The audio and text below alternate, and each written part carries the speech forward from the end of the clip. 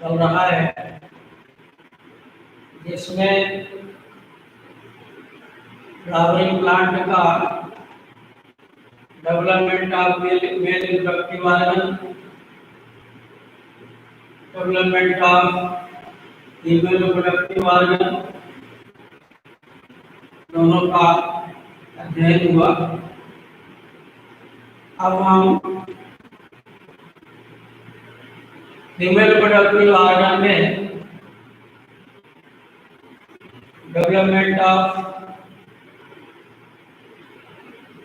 Ovule अध्ययन कर चुके हैं, अब उसका हम स्ट्रक्चर पढ़ेंगे।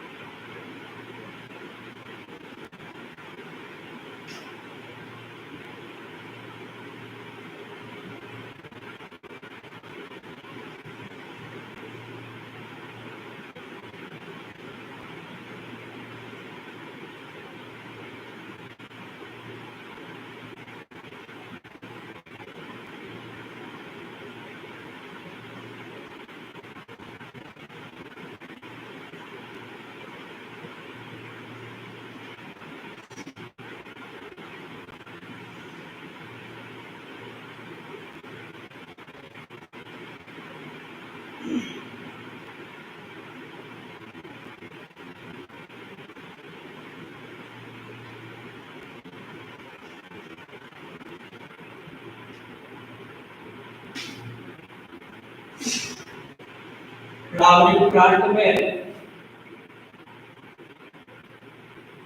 ओव्यूल या गिरांड को मेगास्पोरेंजियम कहते हैं, क्योंकि इसी के भीतर मेगास्पोर का फॉर्मेशन होता है।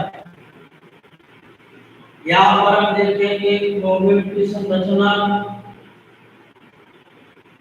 को दो भागों में बांटा गया है। पहला भाग न्यूक्लियस और दूसरा भाग ट्यूनिक। न्यूक्लियस के मध्य का भाग है जो मुख्य भाग कहलाता है और पैरेन्काइमस सेल का बना होता है। न्यूक्लियस के अंदर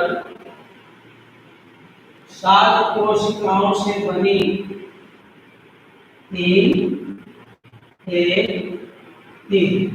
7 कोशिकाओं से बनी एक रचना है जिसका नाम एम्ब्रियोसाइट है।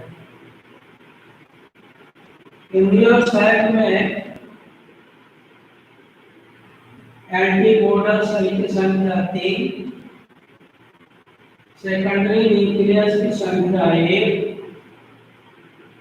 एग सेल की संख्या 1, सिनेप्टिक सेल की संख्या 2।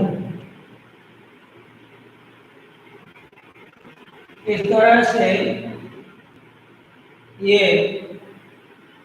परीक्षा का प्रश्न होता है, इसको ध्यान में रखेंगे। परीक्षा में ये पूछा जाता है कि एम्ब्रियोसाइट में नंबर ऑफ सेल 7, कोशिकाओं की संख्या 7 है। 7 सेल है, देखें गिनती कर लें। एंटीबॉडी सेल 3 है, सेकेंडरी न्यूक्लियस 1 है, 3 और 1 4,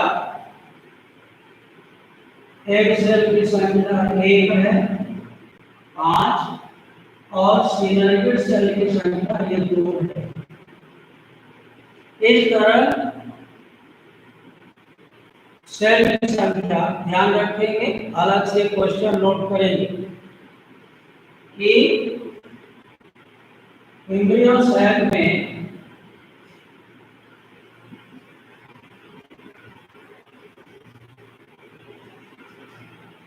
भ्रूण कोश में,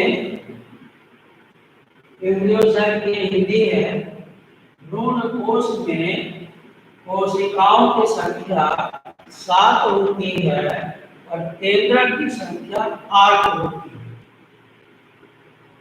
8 कैसे है? 3 और ये 2,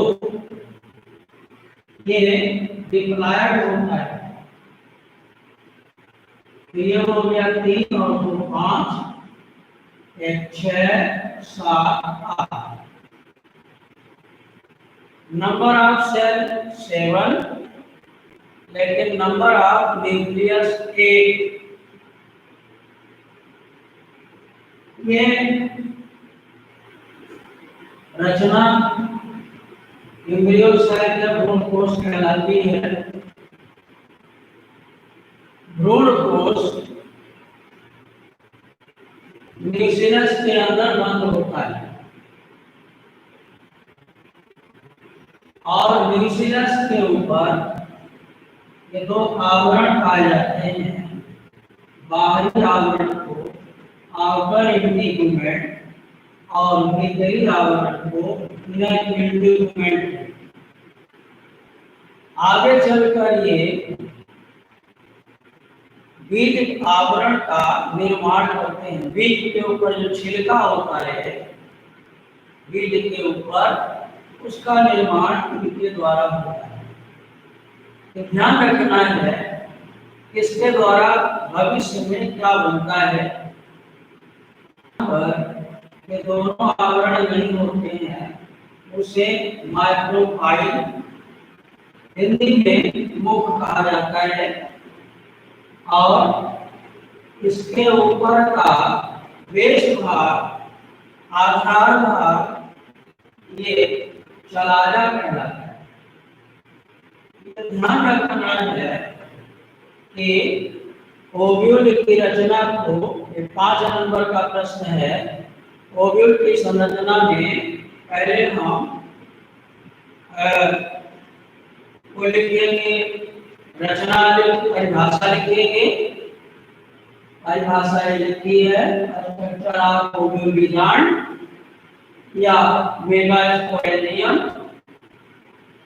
और बाद में हम जब रचना लिखेंगे, रचना का पहला भाग न्यूक्लियस हो, दूसरा भाग है क्लिनिक, यहाँ से ये भाग जो लंबा बेलनाकार भाग दिख रहा है, तो लंबा और बेलनाकार भाग ये न्यूक्लिया वृत्त कहलाता है, जो न्यूक्लियस को प्लेसेंटा से जोड़ता है। परिभाषा देंगे, परिभाषा को अलग लिखेंगे, सभी लोग अच्छे से बनाएंगे, शहरी, सुनील, सुधीर, प्रियंका, वीरेंद्र, श्रद्धा, जया, है ना। इसको परिभाषा लिखना है और परिभाषा के बाद 2 भागों में इसको वर्णन करना है। पहला यूनिट होगा पॉइंट नंबर बी। यहाँ से नर जननांग और मादा जननांग का लेसन समाप्त होता है चैप्टर। अब हम आगे सीखें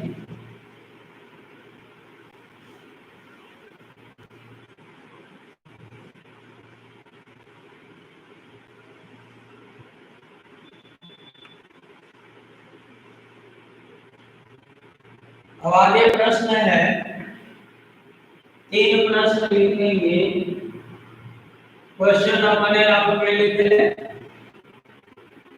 क्वेश्चन हम लिख रहे हैं।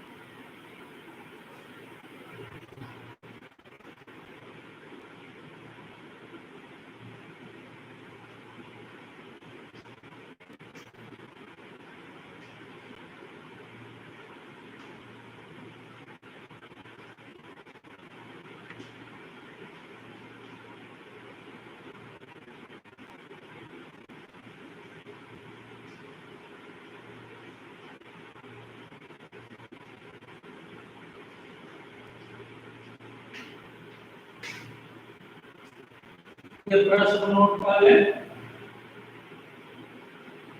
इन्हीं प्रश्नों का उत्तर हम देंगे।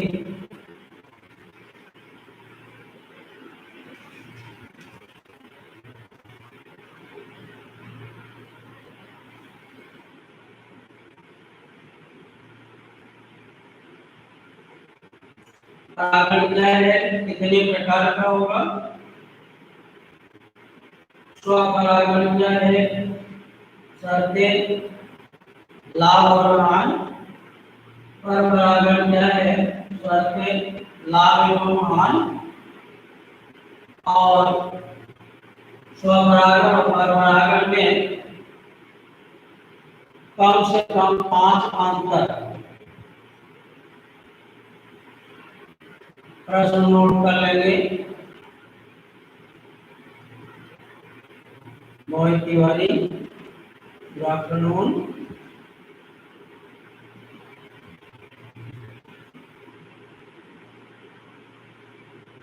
मैं आगे बढ़ा रहा हूं। पहले क्वेश्चन का हम आंसर दे रहे हैं।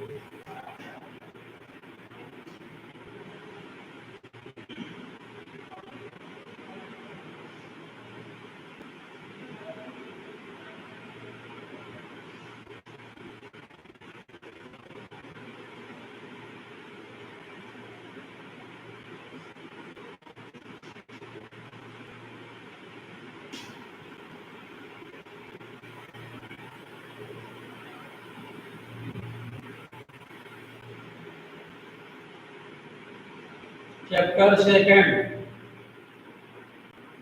देव कुमार।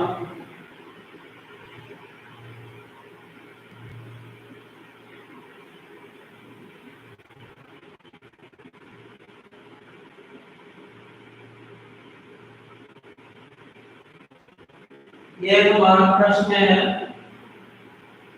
क्वेश्चन हमने दे दिया है, परागण क्या है और कितने प्रकार का होता है।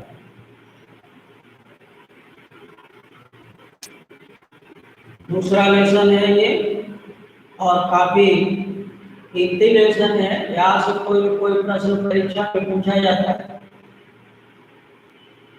ध्यान से पढ़ेंगे।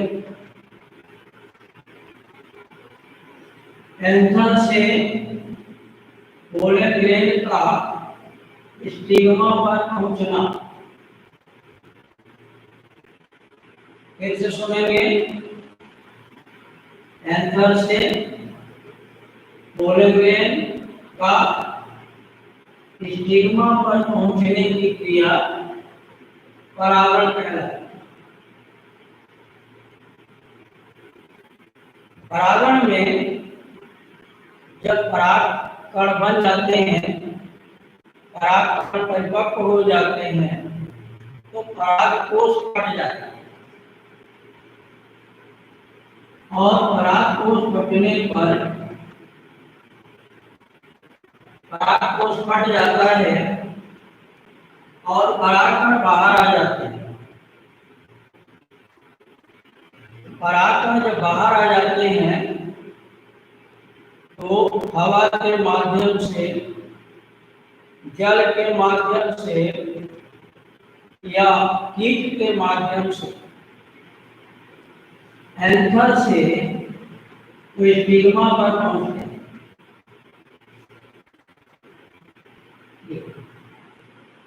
इस क्रिया को परागण कहते हैं। तो परागण में पोलन ग्रेन का या पराग कण का स्थानांतरण होता है, ट्रांसफर,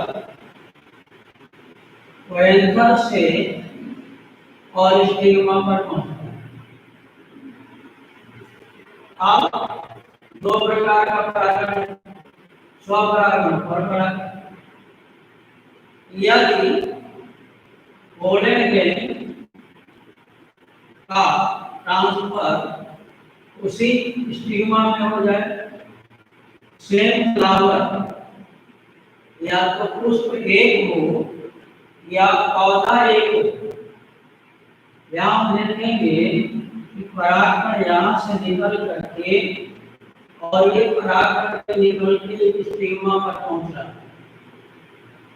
तो दो कंडीशन है स्वपरागण की, सेम फ्लावर या सेम प्लांट, या तो पुष्प एक हो, नर और मादा दोनों एक ही पुष्प के हो, या दूसरा ऑप्शन ये है कि पौधा एक हो। या आप देखेंगे यहाँ पर पौधा एक है, इसी पौधे का नर भाग और इसी पौधे का मादा भाग। नर भाग और मादा भाग दोनों एक ही पौधे के हैं। स्वपरागण की जो परिभाषा है, स्वपरागण की परिभाषा है, या तो पुष्प एक हो, फ्लावर एक हो, अथवा पौधा एक हो, नर भाग उसी पौधे का, मादा भाग भी उसी पौधे का। इसके अलावा इसमें तीन शर्तें, लाभ और हानि, चार भाग में हम देखेंगे। परिभाषा अलग, लाभ अलग और हानि अलग। तो परिभाषा क्या हो गई? परागकण का एंथर से स्टिग्मा पर पहुंचना, यदि पुष्प एक हो या जनक पौधा एक हो। शर्तें क्या हैं? शर्तें ये हैं, यहाँ देखेंगे कि मेल और फीमेल एक साथ है। दोनों पौधा, दोनों जनन अंग एक ही पौधे में पाए जाते हैं। नर जनन अंग और मादा जनन अंग दोनों एक ही पौधे में। इसके अलावा याद रखेंगे जो पास पास में है, तो जो पुष्प होता है उसमें नर जननक और मादा जननक की मैच्योरिटी, उनके मैच्योर होने का समय, पकने का समय एक समान होना चाहिए।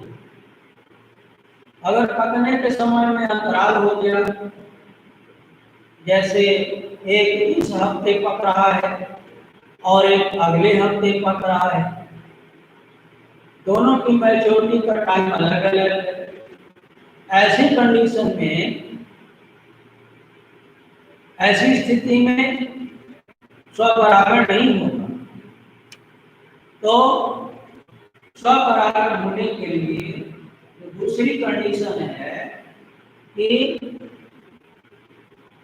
नर अंग परागकण और मादा अंग कार्पेल या स्त्री के स्टिग्मा दोनों की मैच्योरिटी का टाइम एक होना चाहिए। ऐसे फ्लावर आकार में छोटे होते हैं और बंद प्रकृति के होते हैं। क्लिस्टोगेमी, क्लिस्टोगेमी कहते हैं इसको। क्लिस्टोगेमी का मतलब है कि पुष्प बंद रहे, बंद प्रकृति का होता है। फ्लावर बंद क्यों होता है? बंद होने का अर्थ है कि दूसरे पौधों का परागण वहां न पहुंचे। परागण की क्रिया को रोकना है, केवल स्वपरागण की क्रिया होती है। दूसरा लाभ क्या है? लाभ यह है कि इसमें जनक पौधे की शुद्धता हमेशा बनी रहती है। यदि पौधा गुणवान है, उसकी गुणवत्ता बनी रहेगी, कभी नष्ट नहीं होगी, कम नहीं होगी, क्योंकि जनक एक है। इसमें परागण के लिए अधिक अवसर मिलते हैं। परागण कम संख्या में बनाना पड़ता है। पुष्प को अट्रैक्शन के लिए रंग और मकरंद की आवश्यकता नहीं। न रंग बनाना पड़ता, न मकरंद बनाना पड़ता, यानी पौधे को ऊर्जा की हानि नहीं होती। इस तरह से स्वपरागण के लिए पौधों को लाभ होता है। हानियां भी हैं। स्वपरागण में कभी नए गुणों का विकास नहीं होता। क्यों? क्योंकि जनक एक है। जनक एक होने से उसके गुण पूर्ववत रहते हैं, कंटिन्यू चलते रहते हैं, कभी चेंज नहीं होते। और यदि उनमें नए गुण नहीं आते, विविधता नहीं आती है, नई जाति का विकास नहीं होता। पौधे में जीवन संघर्ष की क्षमता कम होती है। रेजिस्टेंस पावर, जैसे सूखा से लड़ना, रोग से लड़ना, इसके लिए क्षमता कम पाई जाती है। अधिक गर्मी सह लेना, अधिक ठंडी सह लेना, वातावरण के प्रति, रोग के प्रति प्रतिरोधक क्षमता कम होती है। और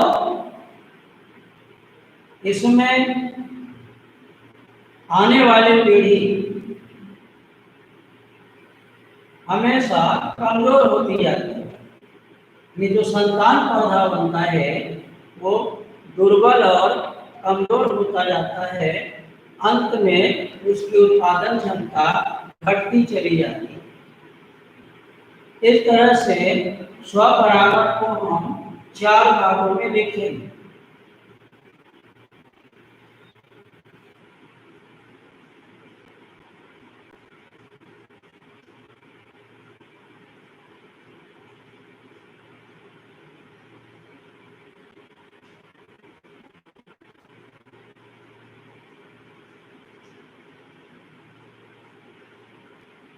चार पॉइंट बनाएंगे। परिभाषा अलग, शर्त अलग, लाभ अलग और मान अलग। स्वपरागण को हम 4 भागों में बांटेंगे। जया तिवारी, पॉइंट को नोट करना है और इन्हीं पॉइंट पर आंसर बनाना है सबको, है ना। सारे पॉइंट क्लियर हो गए। डेफिनेशन लिखा हुआ है, शर्तें, क्या शर्तें होना चाहिए और उससे क्या लाभ है और क्या हानि है। ठीक है, तो अब ये जो हिस्सा है परपरागण वो नेक्स्ट पीरियड में होगा। कुमकुम से, है ना, सभी लोग जुड़े और अपनी उपस्थिति यहाँ दें, तभी अच्छे से पढ़ाएंगे, है ना। जितने ज़्यादा लोग जुड़ेंगे तो अच्छा लगेगा, है ना, और डिटेल में पढ़ाया जाएगा। एनसीईआरटी बुक और रेफरेंस बुक, है ना, जो है रखना है, श्रद्धा साहू। ठीक है, नेक्स्ट